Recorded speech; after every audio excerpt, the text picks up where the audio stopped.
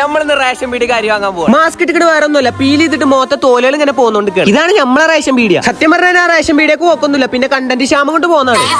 നിങ്ങളുടെ വിരൽ സ്കാനറിൽ വെക്കുക. ദയവായി കാത്തിരിക്കും. വിരലടയാളം പരിശോധിക്കുന്നു. Biometric authentication വിജയിച്ചിരിക്കുന്നു.